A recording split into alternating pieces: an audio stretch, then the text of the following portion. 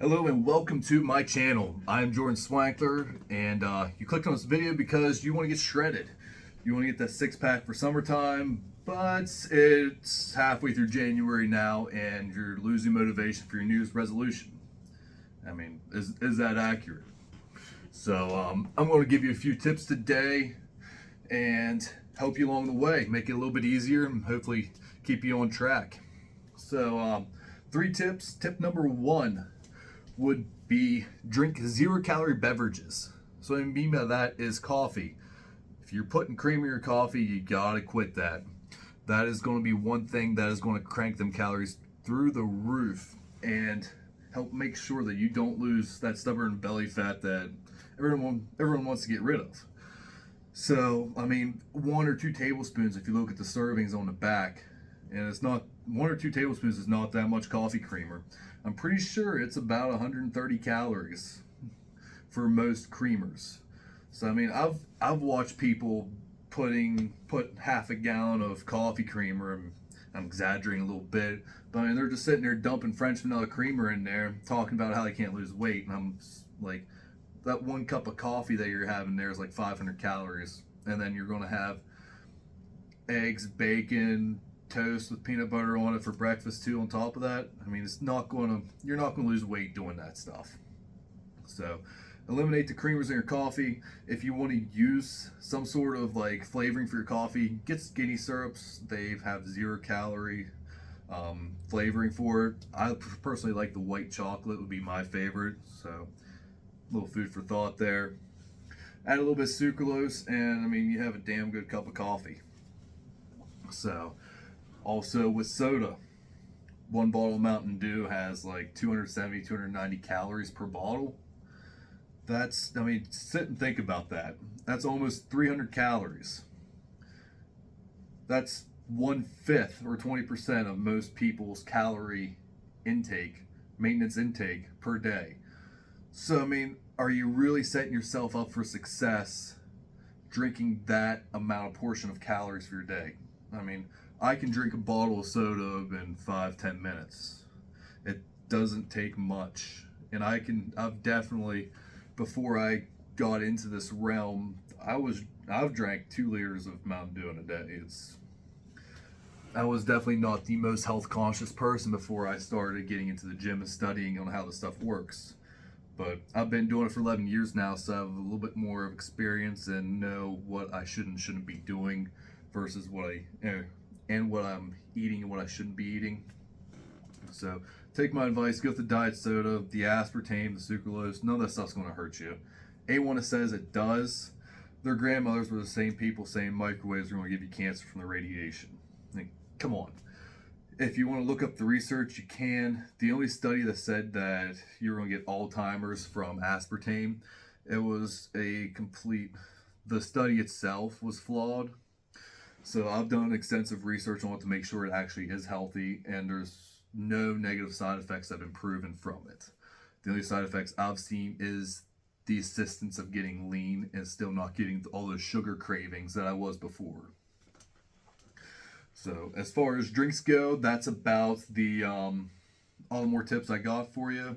If you do drink water, make sure that it's cold water because your body will burn calories to warm the water up for your body to use. If you hate water, get the Crystal Light packets. You can make tea, lemonade, whatever for 50 calories for a whole jug. It's not 50 calories is not going to make or break your diet, basically. So, tip number 2 would be eat less calories. So you can eat just as much food, the same volume of food, if not more volume, and still lose weight. It just needs to be less calories. So you can't beat the calories in, calories out debate. It's been proven scientifically. I don't care whether you say your thyroid's not working correctly or not. I know people who have their thyroid's completely shut down, period. And they still maintain a healthy physique. They have to be really, really cautious of what they eat. But anyone who says that their thyroid is the reason they can't lose weight or their hormones the reason they can't lose weight, it's so full of crap, it's ridiculous. Like, come on, you go to the other countries and you don't have this issue. It's just something with the culture in Northern America, seems like, that they just don't care and they eat whatever they want. They eat all the sugary foods that they want, and the hormones are just an excuse. If you eat less food than what your body burns off, you're guaranteed to lose weight. No ifs, ands, or buts. So eat less calories. That means eating salads.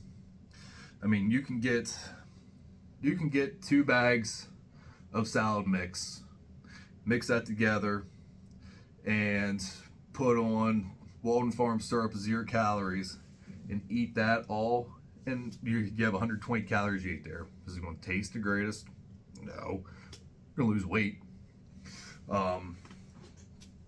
But I would recommend going with a more moderate approach. Get like your fat-free dressings. They're going to have significantly less calories than regular. Regular ranch is going to have almost 200 calories a serving. It's crazy the amount of calories. Most people's salads that I see people make, you'd be better off going and eating a Big Mac. It's that bad. I mean, with the amount of dressing they put on there, they put bacon bits and everything else. Be conscious about what you're putting on your healthy foods. So you make a salad, chop up some cucumbers, some carrots, some other vegetables, put on there. Put low-calorie dressings on there. By all means, if you want to put croutons on there, put some croutons on there. Just don't put an obnoxious amount. Put like 1 or 2 servings. Look on the back, see what the servings say, and put 1 or 2 servings max. Just be cautious about what or how much you're putting on there. Your dressings, I would recommend weighing out so you know exactly how much you're putting on there. Trust me, your eyes can deceive you. You could think you're putting on 2 servings of salad dressing, and in reality, you're putting 6 or 7 servings, because I've been there too. I have put on a lot of salad dressing thinking it's lower than what it is, and it's not. So weigh your food out. Make sure you're actually eating what you're eating. And if you want to make low-calorie dense foods, there's plenty of YouTube channels that go over different recipes for those. I will be putting a few of my own up on here personally later on, specifically the pancakes. I'm a big breakfast food guy, so I have a nice set of pancakes that I like to make. So that'll probably be my next video. Other than that, I'll move on to my third tip, and that would be exercise. So you don't have to go into the gym to lose weight. You don't have to lift weights or use a cardio machine to lose weight, but it's going to help you out drastically if you go at least exercise and go for a walk. You don't have to jog, you don't have to run. And if you are drastically overweight, I wouldn't even recommend jogging and running, because you're going to just destroy your knees. There's a certain point where you're just going to hurt your body more than what you would if you just didn't do anything. So go out for an hour walk 3 to 4 times a week.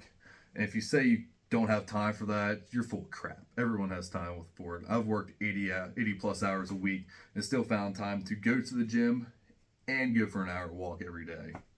So I don't want to hear it.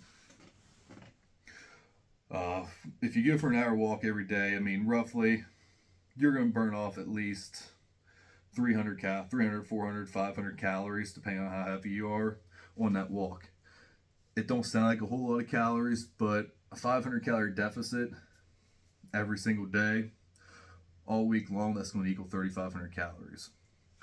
And you want to lose the weight slowly, not fast. Slowly go down through the weight. Whenever you exercise like that, even if you are eating at maintenance and you exercise, you're taking a little bit here and a little bit there. There's 3,500 calories in 1 pound of fat. I mean, if you slowly lose it, you're going to maintain it. 97% of diets fail. So be part of the 3% to succeed. Take your diet slow. Don't try to rush it. If you're 400 pounds, go down slowly with your calories as well. So if you're 400 pounds and you're eating 6,000 calories a day, drop your calories to 4,000 calories a day. That's better than eating the 6,000 calories. And I guarantee you are going to see some sort of weight loss, whether it's just water, but you're going to notice something. So whenever you quit losing weight at 4,000 calories, you drop your calories down to 3,500. You're going to lose some more weight. We stop seeing weight loss at 3,500 calories, drop your calories to 3,000 calories. Once you stop noticing weight loss at 3,000 calories, drop it down to 2,750. And just slowly taper it down. If you are a full-grown man, your calories should not drop below 2,000 calories a day. Not unless you're in contest prep for bodybuilding, and even then, whenever they have to drop below 2,000 calories, it's because they're crash dieting. They shouldn't be dieting that hard. They should have taken their time with it a little bit more. But it is what it is. Like I said, take it slow. You're going to be part of the 3% to maintain that weight loss and keep it off and not fail with your diet.